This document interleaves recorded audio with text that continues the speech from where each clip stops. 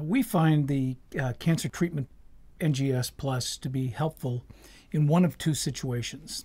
The first would be at the time of diagnosis, where we're looking to profile that patient's tumor and make sure or certain that we have in fact identified actionable targets. So an example of that might be non-small cell lung cancer, the non-squamous variety, where we want to be sure that we have given the patient the best potential options. If, for instance, they're EGFR, ALK, or ROS1 positive, that's not a patient we want to be giving chemotherapy to at the outset, because randomized trials have clearly shown that the TKIs offer the patient better response rates, better progression-free, and better overall survival. On the other hand, if those are negative, then that's a patient for chemotherapy. So faced with that tumor type specifically, that would be a perfect use of the tool in the upfront setting.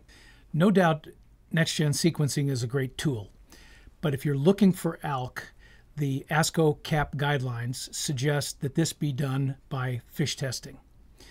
On the other hand, if you're looking for PD-L1, the best way to assess this is through IHC.